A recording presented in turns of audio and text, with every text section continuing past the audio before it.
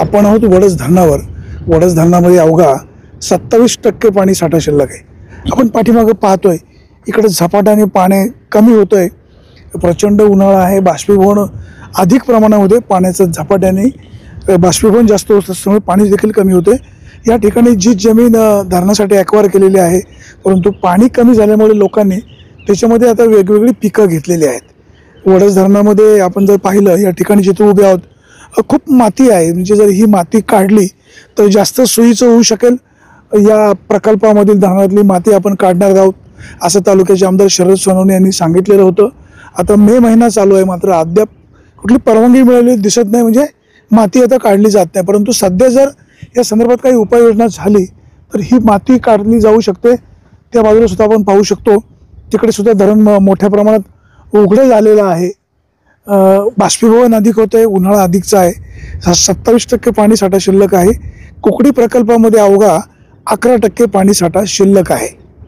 मे महिना पूर्ण, जूनचे किती दिवस जात आहेत का जुलै उजवडते पाऊस पडायला माहीत नाही. परंतु यंदा पिण्याच्या पाण्याची गैरसोय जाणवेल असं प्रथमदर्शनी जाणवत आहे. कारण पुन्हा आता उन्हाळ्याचं आवर्तन पूर्व भागातील तालुक्यांसाठी सोडावं लागणार आहे. तिकडचे आमदार, खासदार, मंत्री सरकारवर दबाव आणणार आणि या प्रकल्पातलं पाणी खाली जाणार. पर्यायाने आपल्याकडचं पाणी कमी होणार. आता असं सांगितलं जातं आहे की माणिकडो आणि वडस धरणामधलं पाणी खाली सोडलं जाणार नाही, परंतु देव जाणे सोडतात का नाही माहीत नाही.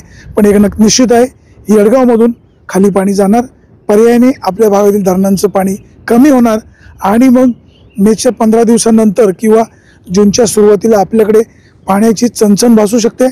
आमदार, खासदार, माजी आमदार, इतर लोकप्रतिनिधी यांनी लक्ष घालणं गरजेचं आहे. जर वेळीच उपाययोजना अजूनही केली नाही तर मात्र प्रॉब्लेम होऊ शकतो. आता तुम्ही म्हणाल उपाययोजना काय काय करायला पाहिजे, तर बाष्पीभवन अधिक प्रमाणात होतं आहे, त्याला आम्ही काय करू शकत नाही. परंतु पूर्व भागामध्ये आता उन्हाळ्यात जे पाणी सोडलं जाणार आहे, प्रत्यक्षात त्यांना पाणी किती लागणार आहे, आपण किती सोडणार आहे याबाबतचं देखील नियोजन करणं गरजेचं आहे. शेती पिकाला यापुढे पाणी द्यायचं का पहिलं पाणी द्यायचं. आता या धरणामध्ये 27% पाणी साठा कागदावर दिसतोय, प्रत्यक्षात तो अत्यल्प असणार आहे. धरणामध्ये मोठ्या प्रमाणात माती आहे. ही माती यंदा तरी काढली जाणार आहे का. धरणाच्या परिसरामध्ये खूप माती वरच्या भागात वाहून येते आणि ही माती साठलेली आहे. आता आपण जिथं थांबलोय इथं जरी असे पाय दाबले ना तरी खाली माती, म्हणजे पाय खाली जातोय, म्हणजे खाली सुद्धा माती मोठ्या प्रमाणात आहे. ही माती जर काढली तर धरणामध्ये पाण्याचा साठा अधिक होऊ शकतो. जलसंपदा विभागाने या संदर्भामध्ये दखल घेण्याची गरज आहे. सुरेश वाणी, विघ्नर टाइम्स, वडस.